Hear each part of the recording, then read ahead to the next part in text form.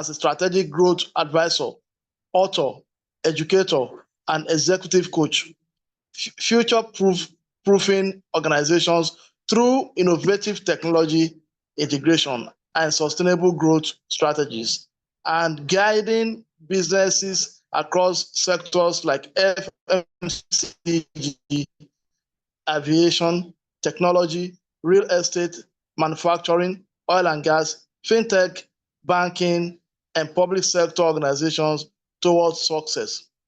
Peter is committed to equipping the next generation of business leaders through his work and fostering innovation for long-term success. As chairman, distinguished members of the ESCO, fellows of the Institute, council members and attendants, distinguished colleagues, I present to you this afternoon Peter Eze, our guest speaker, who is going to be speaking to us any minute from now. Thank you very much. Please make it available for him to share his screen. It's done.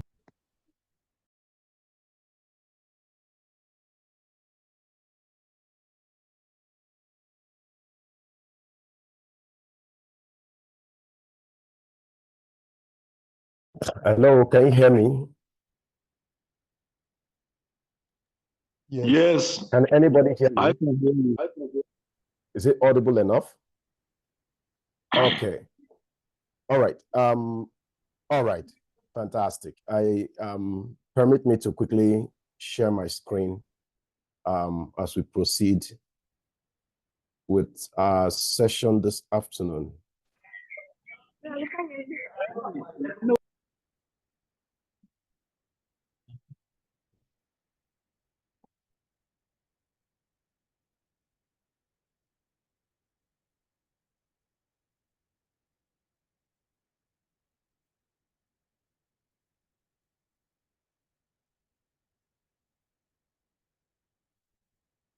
Okay.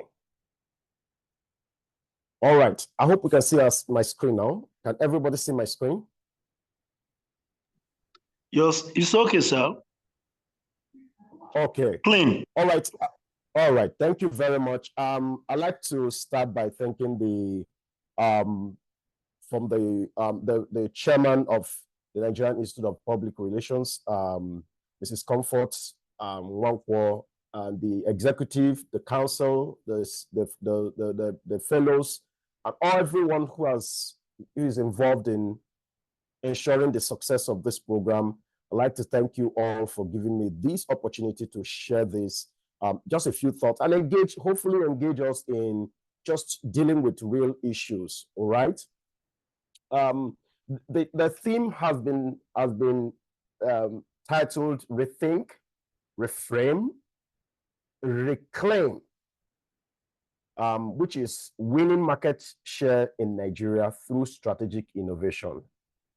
We all know, I mean, if you run a business or you are operating at the C-suite of every organization, that a lot of corporate organizations have been hit badly by the economy, okay?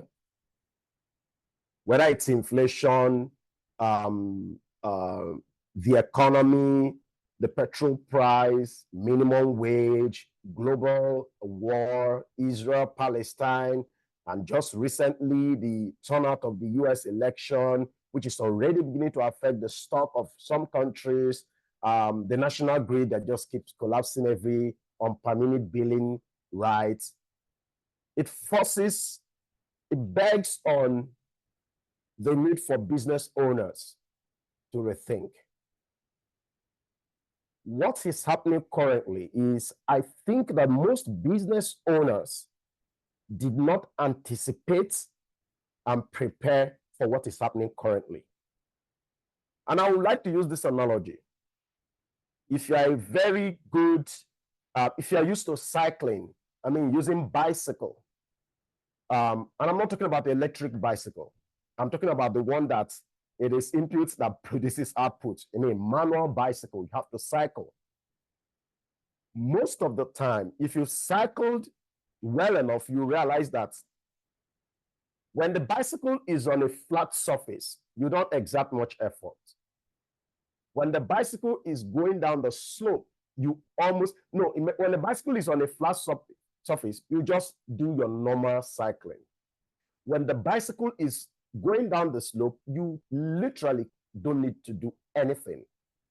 But when the bicycle is going uphill, that's when you need a lot of energy. You exert a lot of pressure. The instructors, for bicycle instructors will tell you that the best time to propel your bicycle is when you are going down the slope, because you need to generate enough momentum that will carry you when you are going up. Okay? Now, in the same vein, most business owners don't get to prepare for disruption until disruption comes upon them. And that is why I want to start this session with a couple of quotes. The first one is a quote by Steve Jobs. And Steve Jobs said, "Innovation is what distinguishes between a leader and a follower." Innovation distinguishes between a leader and a follower. There are people who are inventors. They are creative. They come up with something out of nothing. But not everybody is gifted to be an inventor. Not everybody is going to be an inventor. Not everybody will be an Isaac Newton, okay? Sorry, I need to put my timer so that I'm timing myself. Not everybody is going to be an Isaac Newton. So, but what everybody has in common is the ability to take what already exists and build something new from it. The job of a business owner, and let me define it, the job of a business owner is captured in not more than just two. If I may, I will add a third one. The number one job of a business owner is reinvention of the business model. Number two work of a business owner is reinvention of the business model, like I said, which involves product design development. So product development goes along the line. The second one is marketing. Like I said, I may add a third bit, which is relationship management. If you look at most business setting in Nigeria, these three take probably between 15 to 25% of the time of most business owners. What takes the bulk of our time are things that you have no business doing: administration, operations, just internal things that do not bring much value. The 80-20 principle says that 20% of activities gives you 80% of the results. I've just told you what your 20% activity is. Business model reinvention, which is part of where product development comes under marketing, and then relationship management. Every other thing you're doing is just being busybody. All right, let me move on. So he's saying that innovation is what differentiates you from your followers. All right? Okay, let's move on. There's another quote. It said, "In the battle for market share, strategy without innovation is like a ship without a sail." And the battle for market share. And if you understand, if you run a business, you understand that in Nigeria, we are in the market share game. Everybody is trying to grab the market of the other person. That's what's happening right now. Why? Purchasing power is low. People don't have much choices. So people are going for consumers are increasingly reducing their spend to essentials. The last I checked, a bag of long grain of rice is 130,000 naira. One bag.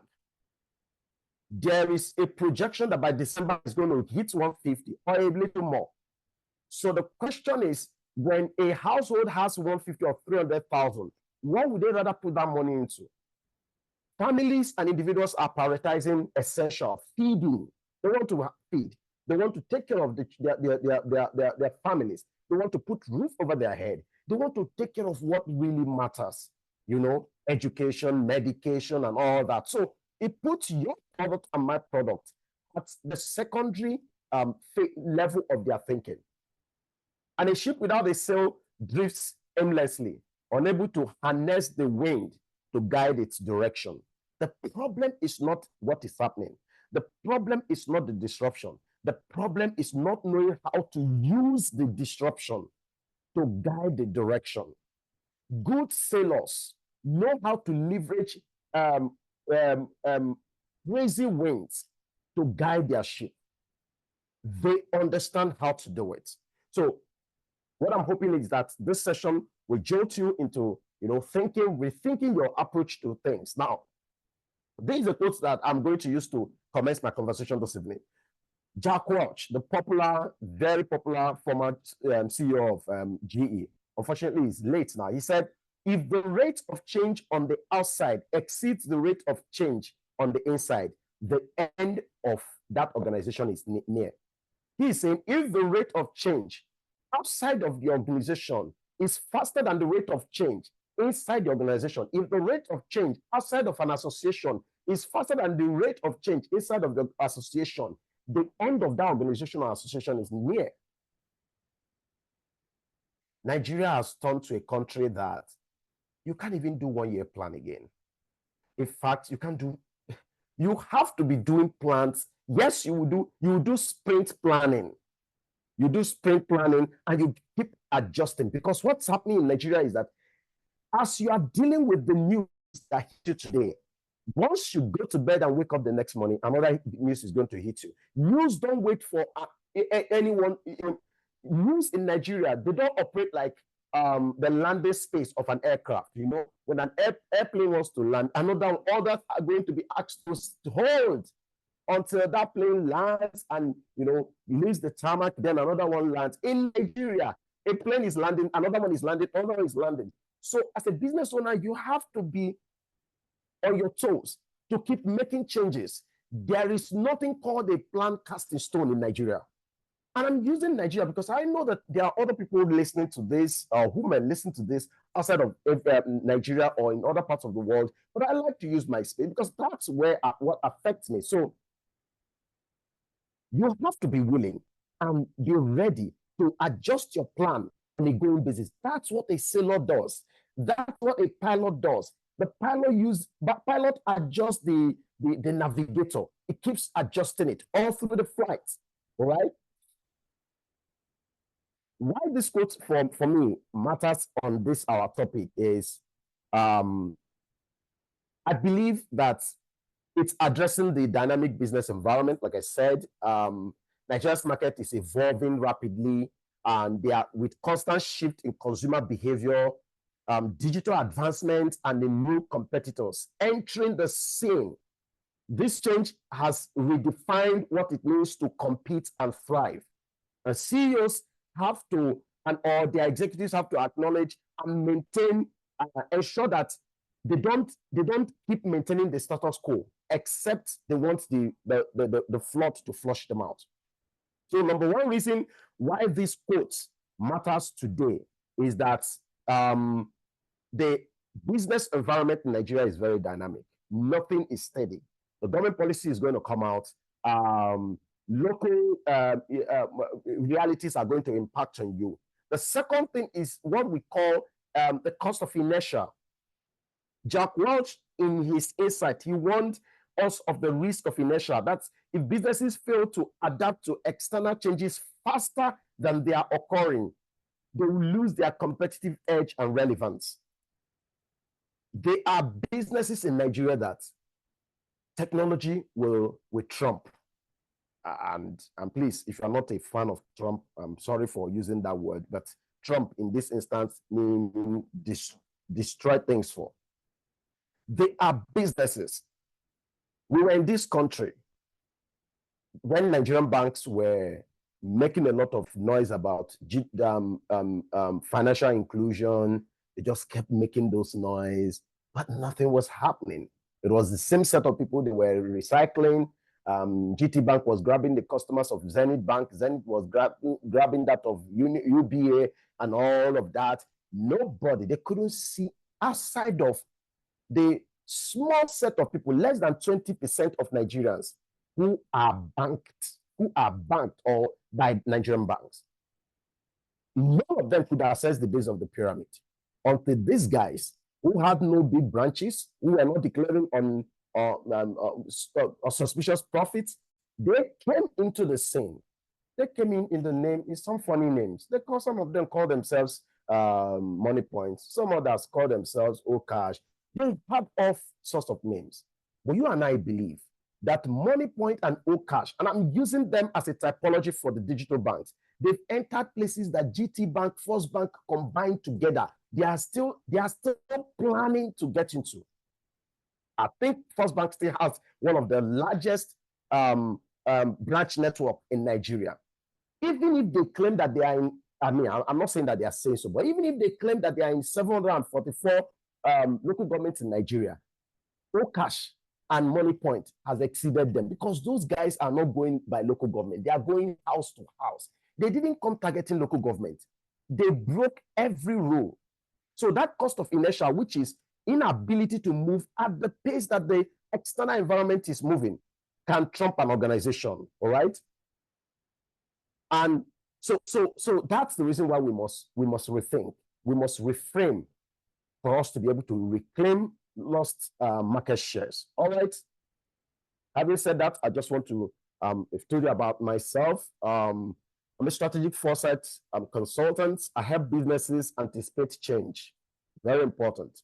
I help businesses anticipate change, navigate disruptions, and achieve sustainable growth through strategic foresight and future trend analysis. And I will give an example of a particular project we handled in 2015. I will spare the company name, but they are in Surulere. At the time they used to be on the top, maybe top 3 or top 5 suppliers of mica check printing machines to banks in Nigeria. That was in the days where we had maybe 40-something, 50-something back. I think Soludo had done his own slashing. Sanusi now came on board, and the policy of Sanusi said cashless policy, and he started it in Lagos. He did Lagos as a pilot. I think Lagos, he now moved to Abuja or Kano and then Port Harcourt, and then everything happened. But when Lagos pilot was ongoing, they were very strict in Lagos, and they said, no, we can't be giving people checkbooks again. Remember, this company, what they were doing, they were supplying banks the machine that print checkbook, and they were doing very well. So someone referred them to us, and we went there because they felt their revenue was dwindling. They couldn't pinpoint it, but they knew, at least the most important thing is that the CEO knew that I'm hemorrhaging somewhere, but I don't know where this leakage is coming from. So we went in there, ran some analysis. Of course, the first thing we always do, because whatever we do as strategic foresight consultants, we want to deal with data. The only thing anybody doesn't argue with is data. If I come and talk now, your first thing is, who are you? How old are you? It's not me. It's what the data is saying, and they are your data. So we took the last 5 years of the operations. We ran an analysis on all the data, financial data, all the relevant data. And we came and we just made a simple presentation and we showed them. We plotted the graph. He saw the charts and how the revenue has been nosediving. Nosedive, because most organizations, they really don't do accounts, the account reporting the way they're supposed to do it. They don't do comparative analysis. So your accountant sends you, oh, we made 5 billion last year. Oh, this year we are making 3 billion. They are not giving you the nitty-gritty details, and they are not connecting the dots. So we connected all the dots, and he saw, how their revenue have moved from, there were years they were making over 300 million, per year. And in that particular year that they brought my team in, they were making, I think, either between 50 to 70 million. That was a bad one. And their overhead had not dropped. They're still running their overhead and everything. So the CEO asked, what do we do? I said, well, sir, in all honesty, I will tell you the way it is. This was 2015. I said, from every test that we have conducted, this thing, if you compare this organization to a flight, this jumbo jet is going to crash. No, I'm not just being negative, but the numbers tell me, and combination of the numbers, the micro indices and the macro indices tells me that this thing is dying. Why? You are in an industry that is going down. This was 2015. People were still writing checks. I don't know. I want to ask on the chat, has any of you, when was the last time you wrote check and give to somebody? Please, can anybody help me? When has anybody just unmute and say, yes, I've written check, and tell us when was the last time you wrote a check for someone?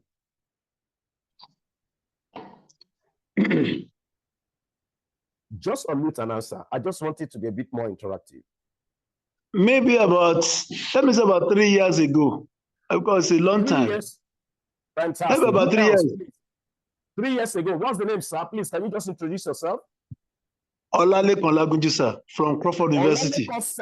Olalekan said he wrote check last 3 years ago. Who else, please? Let me About just take 3 years, about 3 years ago, yes. 3 years ago. I'm quoting right, yes. It's a long time. Sometimes it's a long time I use check. Okay, so who else? Can someone else just unmute? I think it allows everybody to unmute. Just unmute and talk. Let's make it more engaging.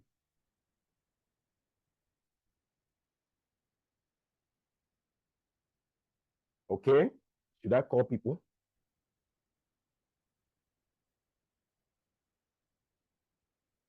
Should I call somebody? Who else? Who is there? NIPR, can you talk to me? We are here. We are here. You want us to And talk? tell me, when was the last time you wrote a check?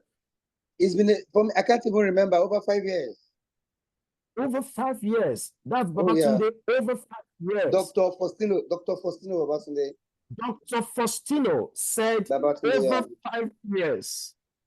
Dr. Faustino, over 5 years. I know what I'm doing. Please, let me get from the third person.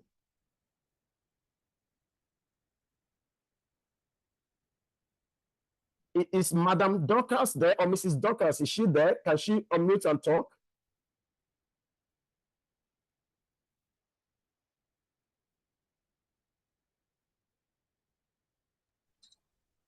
Hello. Yes, please go ahead. Hello, sir.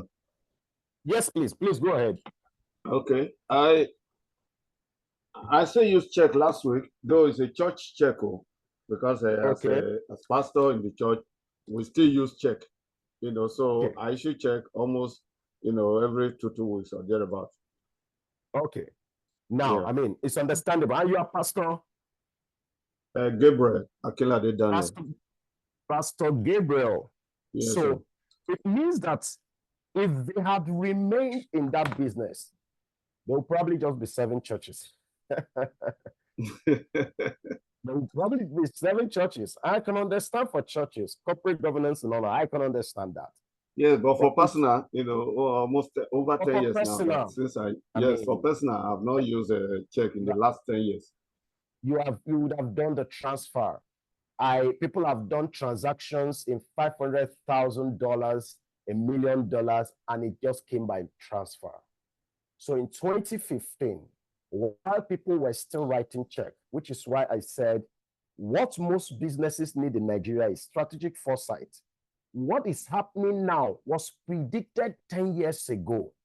What you should be focusing on is what is the prediction for the next 5 years and 10 years that I need to prepare for.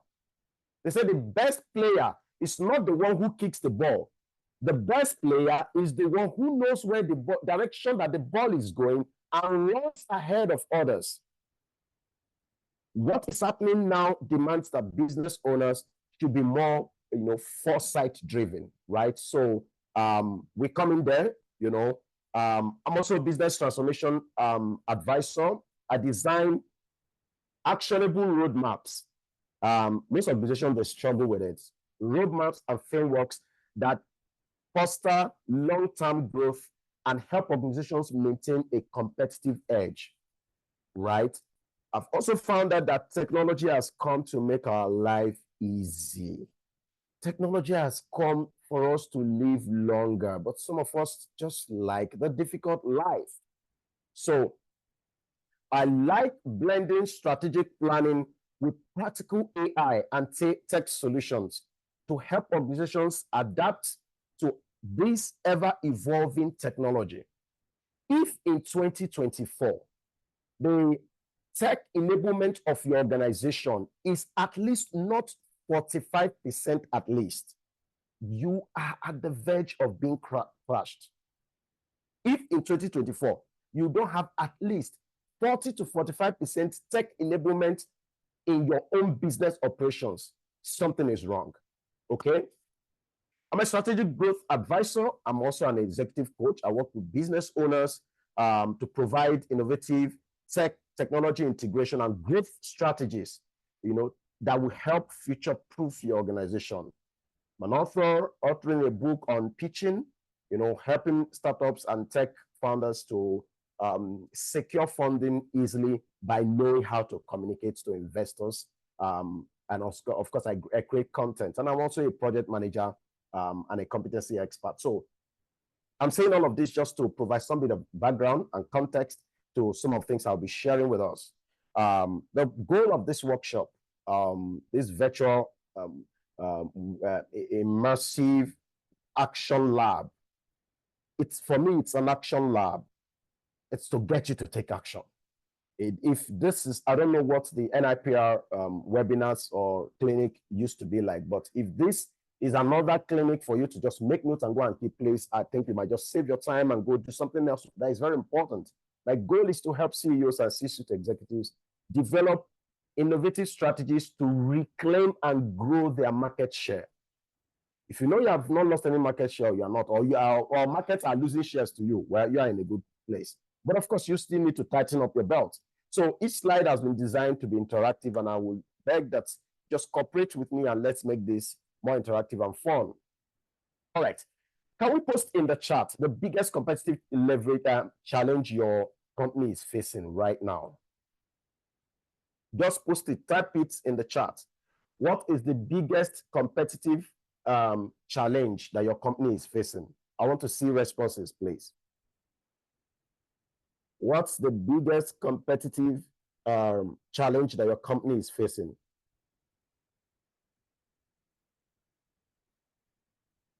Okay.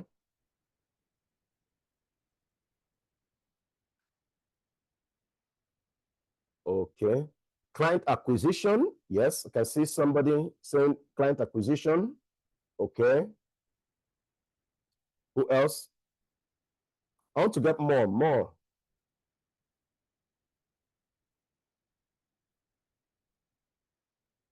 Okay. I just have one person, one response. Client acquisition. What else are you facing as a competitive challenge? Market share. Yeah. Market share. Market share.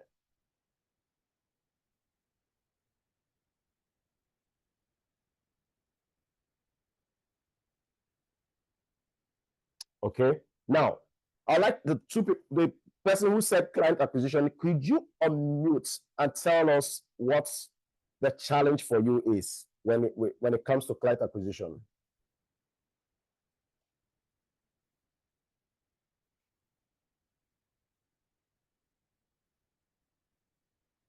Or the one who said market share?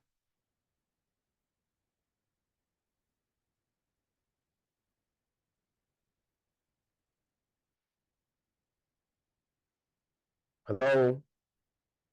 Okay, Chairman, it looks like people, they don't used to ask. Maybe people are used to just listening, not talking, giving feedback. Because, okay. You can drop your comment on the chat if you're not willing to unmute and speak, but I would have loved for you to. Okay, I need AI to facilitate my work. Okay.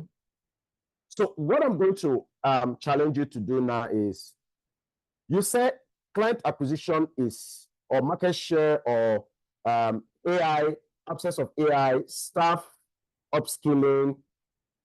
Can you do something? That thing you wrote, you are writing it as a competitive challenge, right? Can you reframe the problem as an opportunity and put it on the chart?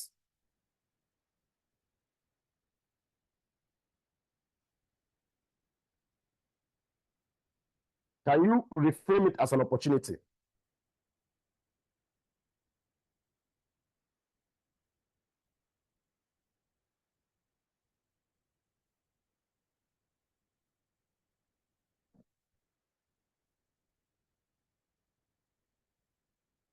Okay. Someone has dropped a shipload of. So can you reframe it? Now you've dropped it. Reframe it. When the way we are viewing something changes, how we approach it changes.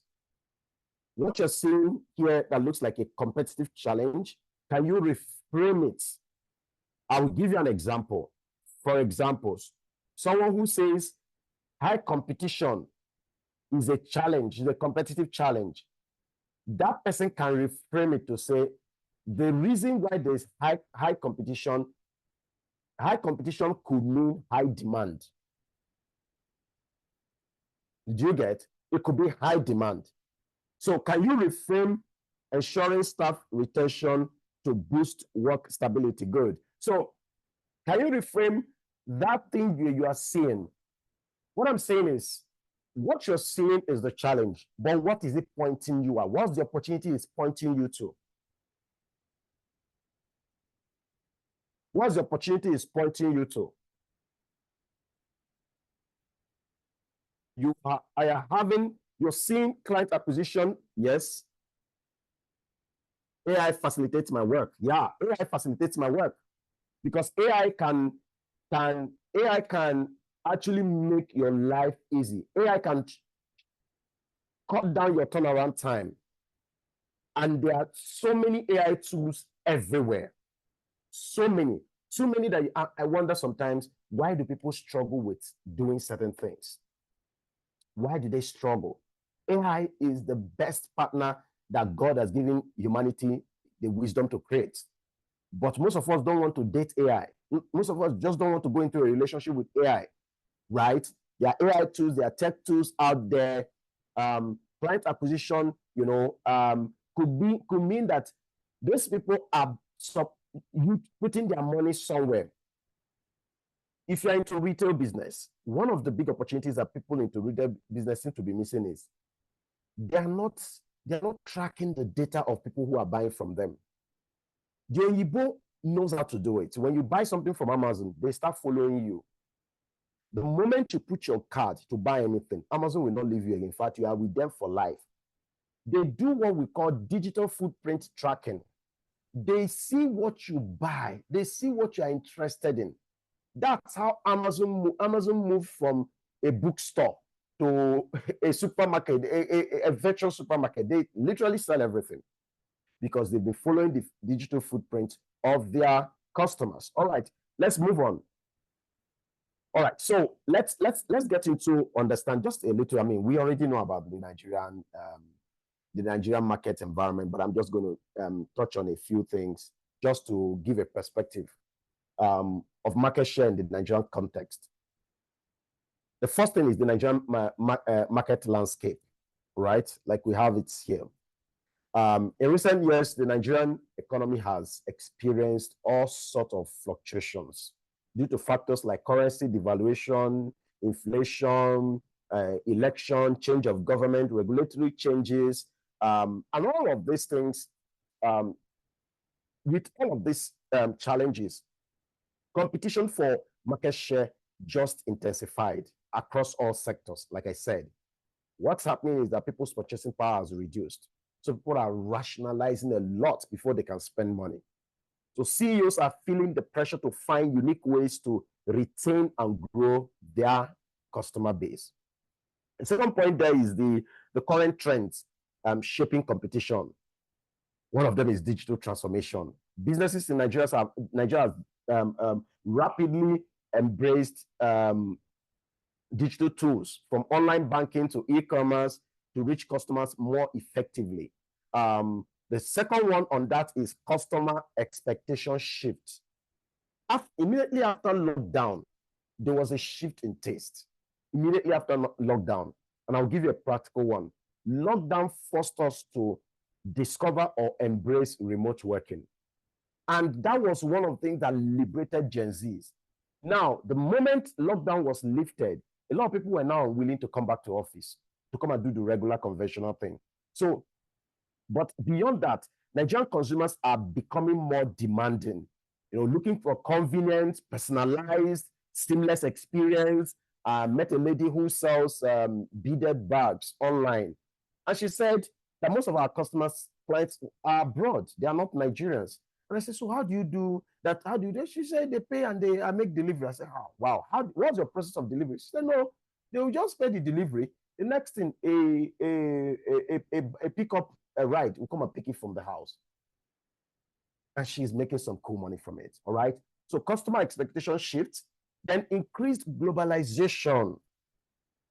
Foreign companies are entering Nigeria, and what they have done is they've raised the bar. They've raised the bar. Startups are getting from Money Point just broke the $1 million, is it $1 million or $100 million mark last month. The implication of that is that Money Point is going to have more funds to expand its operation. Now, some of those funds are not Nigerian money. They are money brought in from abroad. What it's doing is that they are empowering tech startups, and some of them are even coming in by themselves, bringing in more technology. And what they are doing is they are raising the bar and pushing local brands to innovate or risk losing relevance.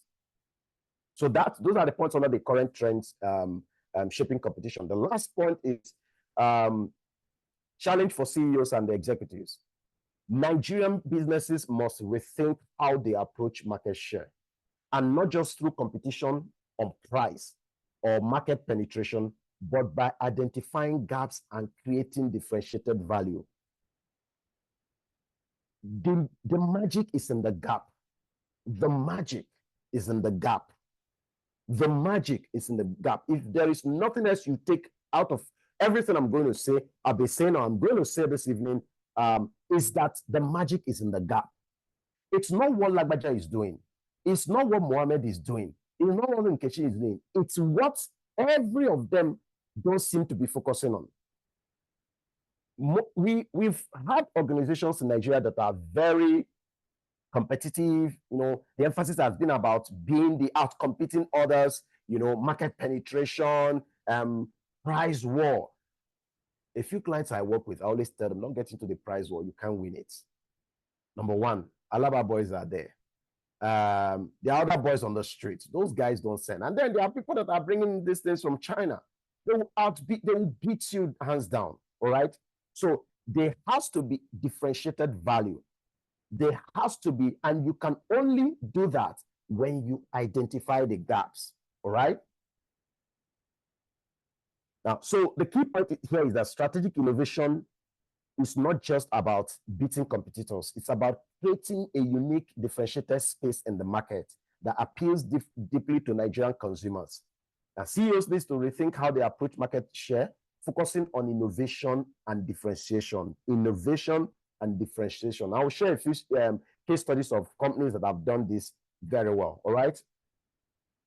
Okay. So I've talked about strategic innovation. Someone may be asking, what does it mean? Now, strategic innovation just involves rethinking how value is created, delivered, and perceived.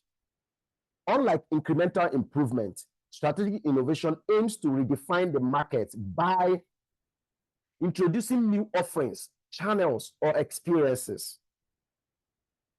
You and I were in this country when before you get a loan from any bank, you have to first go to the banking hall. You can't even call, nobody will answer you on the phone. You have to walk to the banking hall. When you get there, they will give you a very complicated set of forms that even some of their staff cannot finish explaining some of the fields. They'll give you those forms. By the time you take the forms and you are done filling, the attachments that you will put there will include the death certificate of your great-grandmother who had died many years ago. They just make it very difficult. I can't remember what it was about a client of mine that she wanted to do in a bank. Oh, she now felt, oh, I was going towards Lekki, and she said, oh, please, FCMB, just help me drop this in the bank. I got to FCMB. She's a client of the bank. And they said, no, we don't collect it except from the owner of the account. She called and she said, I'm the owner of the account. I'm not asking anything to be done, but I was supposed to come and drop this form. I'm not available. He's coming there, just take it. They refused. And I'm not saying that to indict FCMB. It's everywhere. It's everywhere. It's all of them. So strategic innovation is introducing new offerings, and creating new experiences.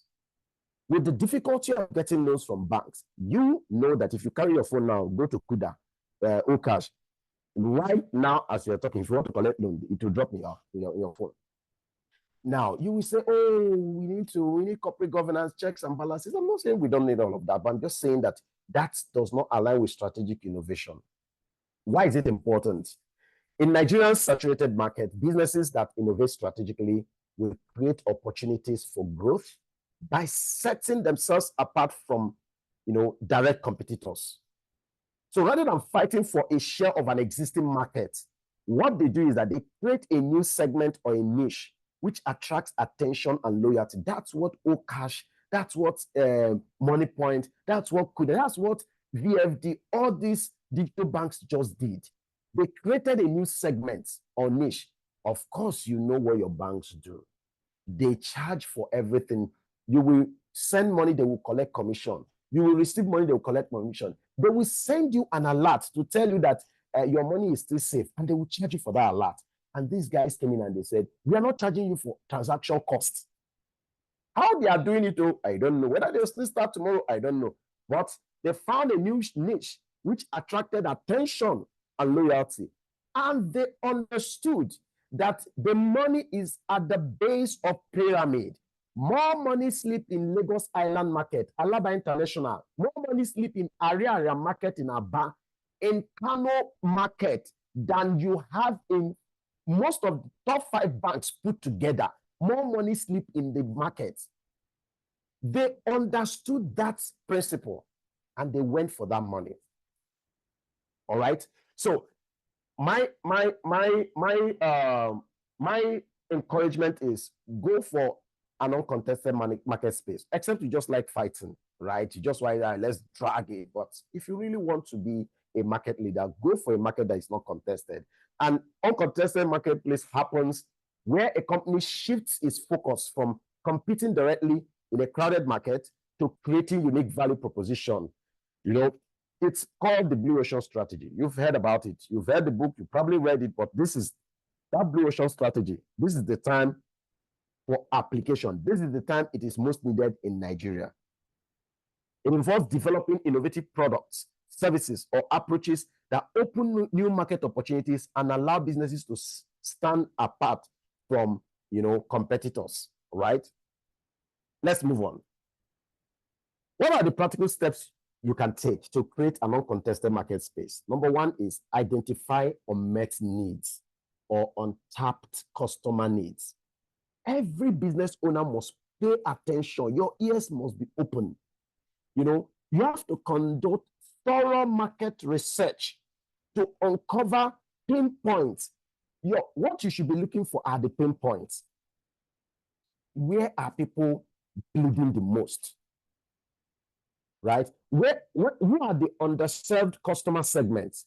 The digital banks found out that the market woman in the village, in the rural area, has been underserved. A family friend lost their father, may so rest in peace, and we went for the burial January this year in a lorry. In a lorry. For a burial that I know some millions were spent. And I'm not talking about small million. I went with them. I followed them to enter forest. I followed the son to enter thick forest, where we went to meet some Fulanis, negotiating and pricing cow. So we bought cow. We went to market. I entered the market. We went up to a wedu. We did transfer to buy a wedu. We used transfer to buy cow. In fact, one of the places we went to buy, the mama asked us, are you transfer which bank? That's the first question they always ask, which bank? The moment you mention a commercial bank, they'll say, you have to wait to let me see a lot before you go. It was strange. So, but the moment you say, oh, I'm transferring from any of the, they will say, just transfer. In one of them, we were even waiting. Mama said, Mama, worry, just go. I know it will enter. They have so much confidence in these digital banks that you wonder, what has our conventional banks been doing all these years, right? So think of how fintech companies identify the need for accessible digital payment solutions for the unbanked population. Now, these digital banks, they have their POS everywhere. Of course, you know that if their POS failure, most times it will be from your bank, our regular commercial bank. The ones for this digital bank, they don't fail. However they did it, I don't know. But those guys found out there was a pain point. You know, if there's a dispense error, you will need to go to your bank. The bank that owns the POS will not attend to you. That's the way it's structured. You will need to go to your own bank, fill your paper, and then they will tell you to come back in 2 weeks. It's interesting. But these guys, they've realized it's a pain point for somebody who worked hard to get money and wants to spend it, right? That's what I said. Identify unmet needs, untapped customer needs. Number 2, redefine industry boundaries. Redefine industry boundaries. Banks in Nigeria, we keep telling you that they will not, the policy will not allow us. The policy will not allow us. What are different elements of the industry that you can bring together? To how do you go around the policies? How do you go around? I'm not asking that you should break the policies, but how do you go around it to meet the need? The policy, the law was made for people. People are not made for the law. So in the event that it's not meeting the needs of the people, how do we go around it? They thought they'll focus on value innovation. All right, focus on value innovation. We define value through innovation. Simplify the customer experience. In all of these things, test and scale, and then create new partnerships. I'm trying to run because my time is running very fast. Let's take a few examples of Nigerian companies that have created uncontested market space. I'll just read through them. The first one, Cowrywise, you know them. The challenge we had, the pain point was that traditional banks were not meeting the needs of young Nigerians who are looking for easy digital investment options. The solution, Cowrywise launched an app-based investment platform that made savings and investment accessible to young Nigerians with lower entry threshold and higher convenience than traditional financial institutions. And the outcome, by targeting digital savvy millennials and Gen Z customers, Cowrywise created a niche for digital wealth management, attracting customers who were underserved by banks. The second example is FarmCrowdy. The challenge there was that smallholder farmers in Nigeria face challenges in accessing funding, technology, and market for their produce, making it difficult to grow their business. The solution, FarmCrowdy developed and launched a digital platform to connect farmers with investors who are interested in agriculture and the sponsors who provided the financing. This initiative allowed individuals to invest in farms across Nigeria, regardless of where they are. And they expanded this by offering agricultural insights, connecting farmers to technology, and linking them to market buyers. The outcome was that FarmCrowdy carved a new market. That market didn't exist before. They created it. They carved a new market by creating a unique agri-tech space, becoming a leader in digital agriculture, and impacting over 25,000 farmers across Nigeria. They help farmers increase their yield while giving urban Nigerians a new opportunity to invest in Nigeria. They were able to provide sponsors with investment opportunities while empowering Nigerian farmers. All right, let's look at another case study. Kuda, I've mentioned them. The challenge was traditional banks, as you and I know, in Nigeria often come with high fees and cumbersome processes, especially for everyday banking needs. Many Nigerians faced these high banking fees for years, including inconvenient branch locations and limited digital services. The solution, Kuda positioned itself as Nigeria's first mobile-only bank, offering a fully digital banking experience with no fees on many transactions. Kuda simplified the banking processes and made it accessible to more Nigerians by removing physical branches and focusing on user-friendly mobile solutions.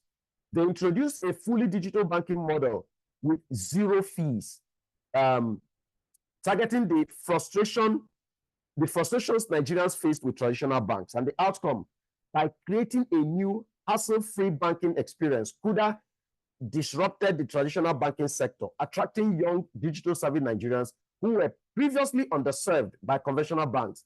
They carved out a new niche as a fee-free digital-first bank that appeals to young mobile-first Nigerians. Let's go to another one, Paystack, another fintech.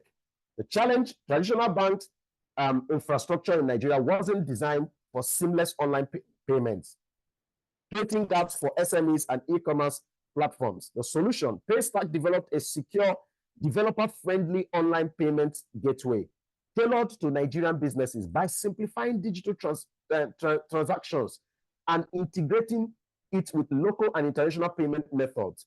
Rethink created an uncontested space that empowered Nigerian businesses to engage in e-commerce. You can see young people, selling their products, and they can now collect their payments both in naira and in dollars. The outcome was that Rethink not only became a market leader in digital payment, but also attracted global attention, resulting in its acquisition by Stripe in 2020 during the lockdown.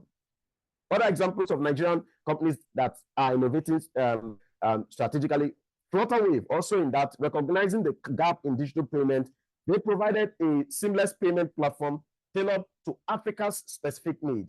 By simplifying cross-border payments, they created a new digital ecosystem that positioned them as a leader in fintech. And then, of course, we know the Andela. Andela addressed the tech talent gap by focusing on talent development and placement. By training Nigerian software engineers and connecting them to global companies, they innovated within the workspace space solution, making Andela synonymous with high-quality Africa-based tech talent. All right. So the takeaway for us is that these companies show that by identifying and focusing on unmet needs and the underserved needs, innovating with value in mind, creating a unique value proposition, and creating value spaces within their industries, businesses can effectively capture new markets. So the question I want to ask now is, what are the unmet needs or underserved needs within your industry that you play in? What are the unmet needs? Please just talk to me. All right. Is anybody willing to share? What are the unmet needs? Okay, let's move. My time is almost up. Okay, let's move. So what are the key elements of strategic innovation in market share growth? There are basically three pillars. Number one, differentiation. You have to answer your father's name. You can't be everybody. You can't be like everybody. You can't be a chameleon. Set your product or your service or your brand apart by offering something unique that your competitors do not. There is something called the unfair advantage. Differentiation is about creating unique value proposition. I'll give an example. Companies that succeed at differentiation focus on unique selling points like quality, branding, customer experience, turnaround time, delivery time, technology, innovation. These are things, just find that one thing that you can build strength in. You must differentiate either in your product offering or in the delivery or in the post and the experience that they have. The second part is customer centricity. Deeply understanding your customer needs and preferences.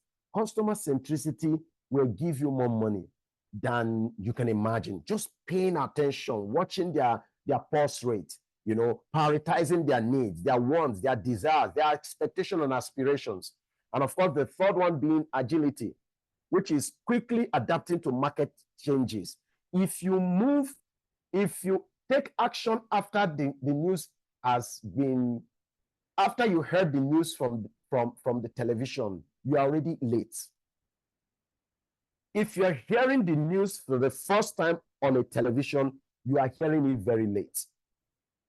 Because real news is real time. Real news is real time. All right. And I will show you a simple case study highlighting a Nigerian company that reclaimed market share through product innovation. Indomie, you know that their aim was product innovation. They were facing competition in the food industry with local preferences. The innovation they did was that Indomie localized its flavors and introduced unique varieties to cater specifically to Nigerian tastes, capturing a significant share of the market. And the outcome was that they became a household name in Nigeria, remaining dominant through continuous product adaptation. People have forgotten that when Indomie came at first, Nigerians didn't embrace it because it sounded like Oyibo food. We have our own. All they did was take our own flavor, take our own condiments, and they enriched it. The moment we smell anything that smells like the food we eat, we will eat it. Right? That's for product innovation. For customer centricity, I will take Pada. I don't know how they're doing right now, but I'll mention them. Addressing the unbanked population's access to financial services. The innovation they brought was that they designed an accessible mobile payment platform tailored to the needs of those without bank access. And their focus on customer needs and convenience enabled them thrive and capture a significant share of the Nigerian payment space at that time. Like I said, I have not investigated how much they are doing. In terms of agility, use InterSwitch. Their initial challenge was competing with both local and international payment platforms. What did they do? They quickly adapted to digital trends and developed infrastructure to support secure, easy payment processing across sectors. And that agility in responding to digital payment demands solidified their role as a leader in Nigeria's fintech sector, even up to today, with all the things happening. All right. So, amongst these three, which of them do you think has the most potential to increase your market share? But because my time is almost up, NIPR, people are not engaging, but I mean, so you need to look at is it differentiation, is it customer centricity, or is it agility? Is it agility? Now, what are the practical steps you can take to reclaim markets or gain more market share? One is product reinvention. Product reinvention, which is adapting and innovating products to meet evolving customer needs. The best example to use is Coca-Cola Nigeria. They constantly update their flavors and the packaging to meet changing consumer taste and preferences. Sometimes you wonder, why is Coca-Cola still advertising? They'll just wake up and change the shape of the bottle. It's interesting. Just wake up, they just change something because they realize that people are changing. Now, the framework I will give you to work with is called the poker cycle. Poker cycle. No, sorry. PDCA cycle, not poker. PDCA cycle. Plan, do, check, and act. Plan. Identify a product that could be updated to meet new needs. It could be an existing product. How can I take it updated to meet new needs? Two.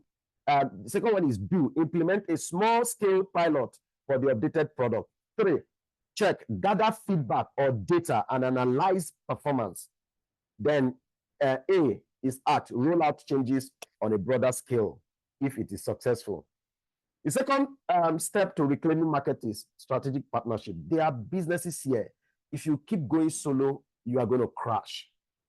You're going to crash. A practical example, MTN Nigeria partnered with Jumia to offer consumers data bundles for e-commerce shopping because they realized, I'm asking people to come and buy data. Glow is asking people to come and buy data. Airtel is asking people to come and buy data.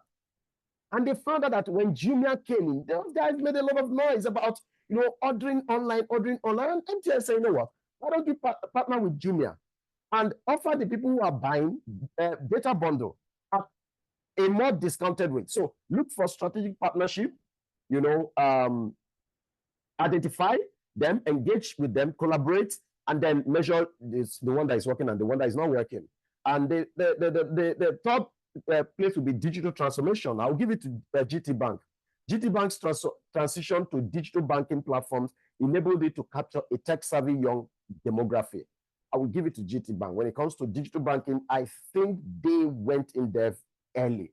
You know, the digital maturity model involves initiating it, developing, optimizing, and of course, transforming it. I'll give you a 30-day roadmap for implementing strategic innovation, which I can split into weeks. As we leave next, I call it the action commitment task schedules for your 30 days. Week 1, identify and assess. That's your week to identify and assess, which evaluate your current competitive positioning and potential areas for innovation. Week 2, customer insight. Conduct interviews or surveys or engage with your customers to gather insights, you know, about their preferences, about what is happening, why they are buying, why they are not buying, why, you know, just engage with your customers, feel their pulse. Week 3, ideate and prototype, develop and test small, you know, rapid prototypes based on insight. And week 4, pilot and measure, launch a pilot of the most promising innovation and track, you know, the results. Okay. Or I said we should do this, you know, I mean, you can take a screenshot of this. Write down one idea to innovate in your business, focusing on customer centricity. And you can share a few of them in the chat, but I know that there's not much time. All right. So I want to quickly get us to question time, but how can I be of help in making all this? I could come in with my team. There's something we call the deep dive consultations or crack it sessions. They are tailored strategy sessions where we solve specific business challenges by exploring growth opportunities. And we do that in different from, you know, surveys, scenario planning. We do run simulations. You know, we just take the data you have, run it through our models, and we pay attention, follow whatever the data says.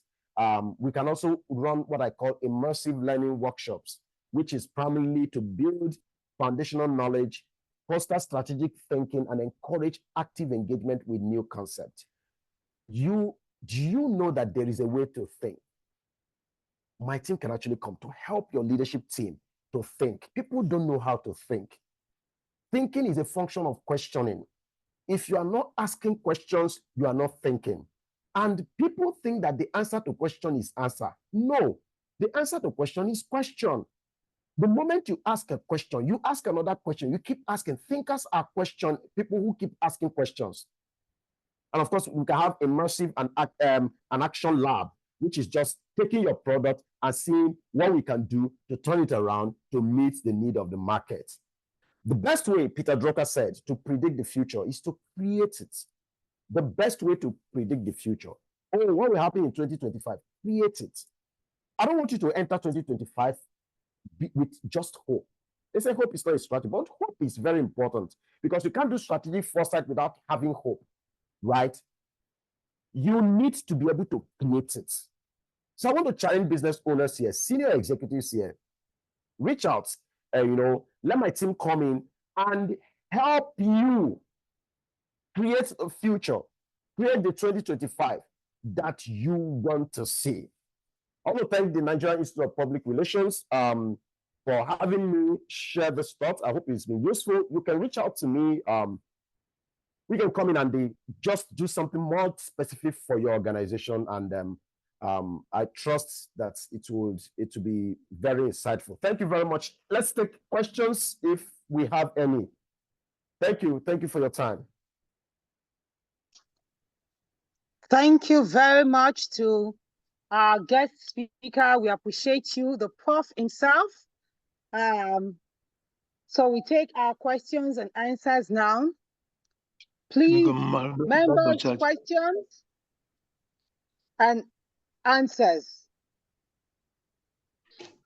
We'll take answers from our professor, but let's have the questions. Okay, you can drop your question in the chat box.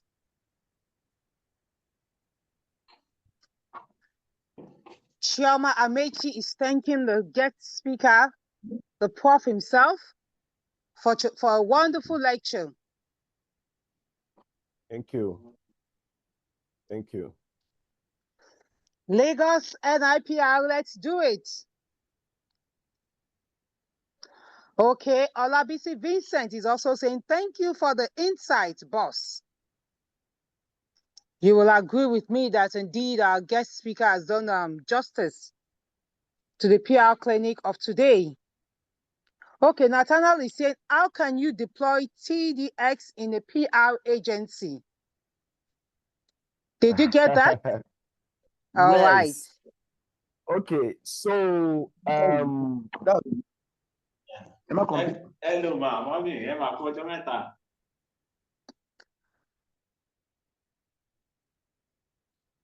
okay, so I would say that the first thing, I'll use two examples. I was at a popular social enterprise over the weekend, no, earlier this week, to handle a session for them. And the first thing was you need to raise the narrative of your identity. You need to rephrase the narrative. So I got them to understand there is what you do and there is the business of what you and the business you are into. McDonald's said, I sell donuts, but I'm in the business of real estate. When you know the thing that is driving the business that you do, you protect it, not every other thing. So I told them, you guys are doing social enterprise. They said, yes. I said, fine. And I said, what do you call what you do? And it was shocking. None of them could answer that question. What do you call what you do in the conventional world? Oh, you train people, give people less privilege, you give them this, you give them equipment. So what do they call that thing? To cut long story short, I was able to let them understand that what you are doing is project. What they call that thing is project. It's project management. And so, and I said to them, do you all like that? When we came to that understanding, I said, you are a project management company. The challenge you have is that you think you are an NGO. And that's why you are not applying project management thinking. That's why there are lapses. That's why there are gaps. I said, the same way a fintech is thinking, because those guys, they know, they think agile, they understand. Now, in January this year, an aviation brought us in to look at their operational process. Plus, aviation is bleeding. They are hemorrhaging. Most airlines have a lot of their aircrafts grounded. Aviation fuel, cost of maintenance, C-check, and all of that. But I asked them a question. I said, okay, it was you're talking to engineers who have been in the aviation for 20-something years. One of them I've been in the aviation for 30-something years. So I look like a very small boy. And I am a very small boy, to start with, compared to their age. They are almost my age in terms of their experience. But I said to them, it was tough. They argue with me and they said, Peter, this is aviation. This is a regulated environment. In fact, one of them said to me, Peter, the problem is that you are ignorant.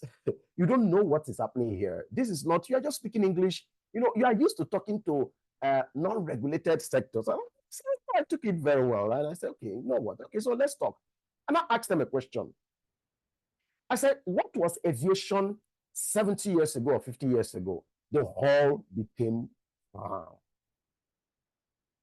I said, what kind of things were they flying?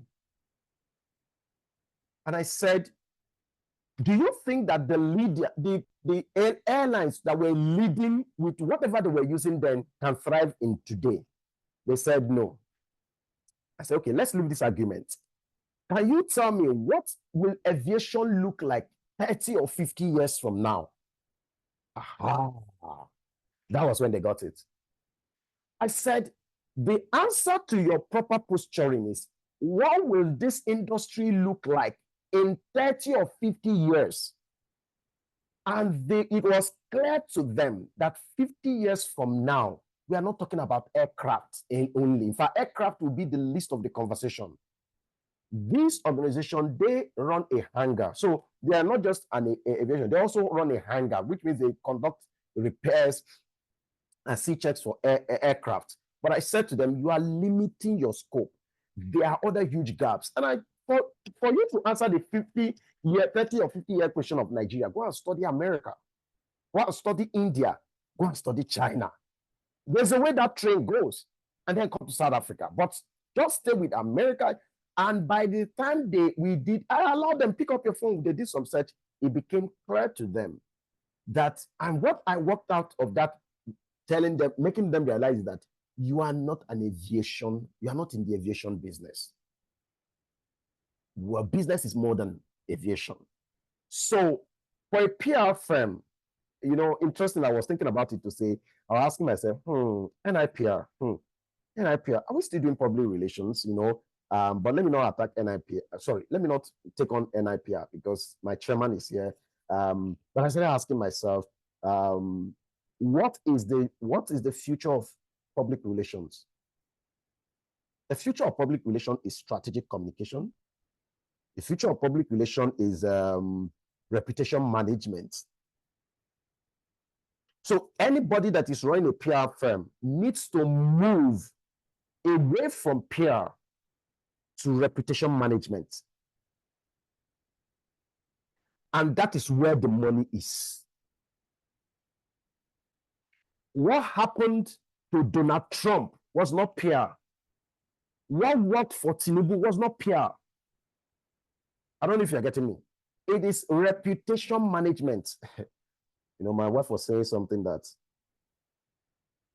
the people that committed less offense than Donald Trump, they are in the prison currently. The people he connived to do what they did, they are in jail. The ones that didn't do up to what he did, they are in jail. He emerged the president. That's not PR. That's reputation management. Question is, who is the reputation management organization in Nigeria? So it has moved, the focus has shifted to strategic communication, reputation management, and other elements that, we can come and really deep dive. But that's my answer to that. I hope that makes sense. Yes. Any other question? Thank you very much, Prof. Any other question? Any other question? Okay, our time is fast spent, so I'm going to call on our consultant in the house, our very own Olabamiji Adeleye, to please give us the vote of thanks. Please unmute yourself and give us the vote of thanks to please our guest speaker, Mr. Bamiji.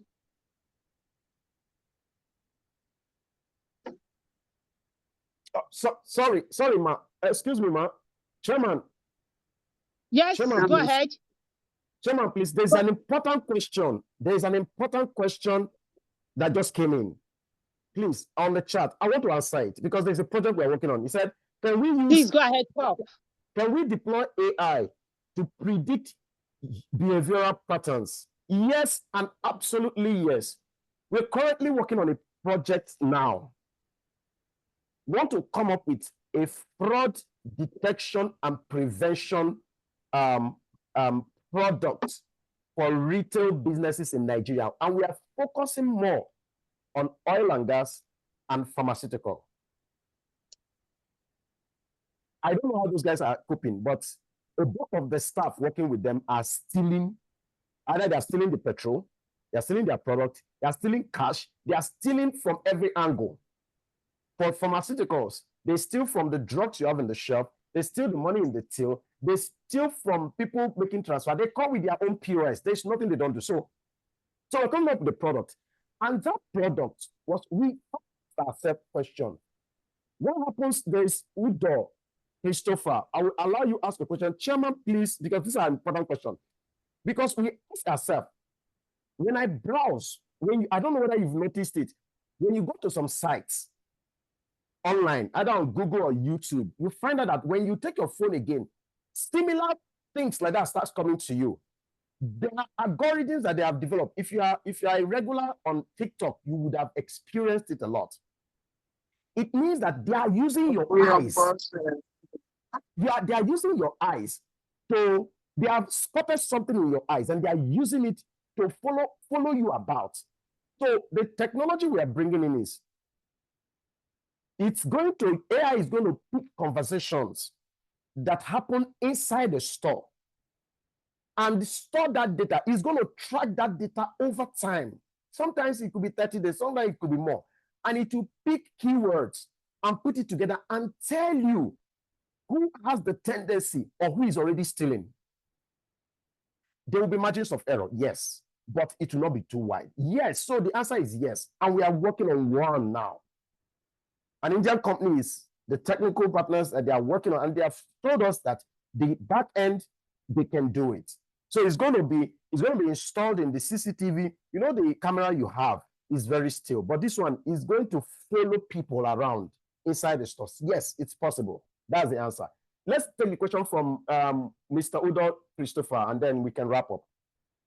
Sorry, thank you, my chairman, for taking that time. Thank you very much. I want to thank the chairman for putting this together and the ESCO. Now, my first question you have answered, but the second is in predicting behavioral patterns, AI predicting behavioral patterns, you will discover that the variation of prediction being right, I don't really know the exact answers that will be coming from such predictions. Because if you look at if AI can predict human behavioral pattern, that means a lot that AI can do. I really want to know how the result can be exact in behavioral pattern. Thank you very much, sir. All right, thank you, Mr. Udo. So there's a skill called machine learning. So what happens with machine learning is you feed AI with information. AI works with data, but machine learning trains trains AI to be able to put patterns together. Now, Mr. Udo, what AI is doing is not different from what our great-grandparents or grandparents did, though. They said they will watch a child and they will be able to tell you that whether this one will be thief or will not be thief. I mean, they have just, you get, our grandparents had that wisdom. All they do is pattern. They take pattern, they track patterns. It is what our grandparents were doing that somehow got dropped. Because in those days, some of them, they call them, some of them, they call them herbalists. They call them all sorts of names. But older people, they will look at a child and say, the way this child is going, this child is going to be rich. Why? They track patterns. That's just what it does.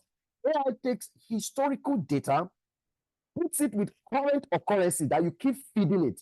Remember, AI is also aggregating data from different research, from different things happening. Every news you see on social media, AI grabs it, puts it in. AI now sees that, you know what, people who are exposed to a certain level of environment based on Harvard reviews and all of that, this is how they react to these kind of things.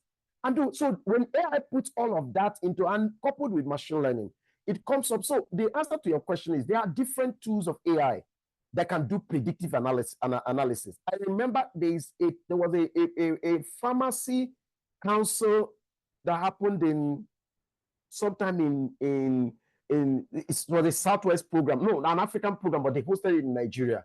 And then they got the person that trained me as a data analyst. What they wanted was they wanted the guy to tell them what is the direction of pharmaceutical in Nigeria in the next 30 years. The guy came from Akure, came to Lagos, and all the guy would do is feed machine learning into certain details And you will run models, run it several times. After a while, there will be margins of error. Please don't get me wrong. There are margins of error. But with advancement in AI, those margins are gradually closing. And what I would tell us as business owners, the same way our parents had bias about technology, about computers, they told us that if you are serious, you go and study accounting. They told us that if you are serious, you go and study law. They told us that you are serious, go and study medicine. That's what serious people are studying. You and I know there are Gen Zs that are making just content, creating content on social media. They are making more than half of your salary in a month in 1 week. I am not joking, and that is understating it. This young girl I told you sells beaded bags on social media, online. Young girl, if you see her, she is young, not just young in age, young in body, everything. And she told me her big bags go for $300. Please convert that to Naira. That her small bags go between $50 to $70. And I mistakenly asked her, what's the volume you move? She said I was asking her, what's the volume you move in a month? She didn't answer me. She said, you mean how many I sell in a week? I will ask her again, what do you do in a month? She will answer me in weeks. And she said, the week that is bad, she will do 5 bags. That there was a week she did 8 to 10 bags. Please multiply 8 to 10 bags by $50. And she said the $50, those are the small ones. She has bags of $100 and something. Please, $50 by 10 is $500. Multiply it by the current exchange rate. That is what one small girl is earning in 1 week. Using a phone or a laptop, because all she does is she has an iPhone, and that's what she's using to make the money. So I want to beg us to embrace AI. It has come to stay. Deal with your bias. You think some schools are fighting it. You can't use AI in school and all. I just say, you push it up. When you're tired, you calm down. Because eventually, a lot of things that we are wasting our energy. Remember, there was a time people didn't used to carry big calculators to go for exams. They want you to do it with your brain. That's the sign that you are intelligent. Today, people are carrying scientific calculators and entering exam hall. Some exams allow you to just use anything you want, but they want to see how your brain interprets the answer, not necessarily whether you're able to get the answer or not with technology or not. So AI is a technology that has come to stay. And I will tell you, which is why I'm championing this AI integrator campaign. It will give your business. There are some staff that you need to fire. There are some work some staff are doing for you that AI will do, and we do it more accurately. We do it with more precision, and we do it without grumbling, without complaining, without falling sick. Technology has come to stay, and let us just embrace it. Thank you very much, NIPR, for having me. It's been a great time. It's been a great opportunity. I look forward to engaging further. Thank you so much for that insightful session. So quickly, we're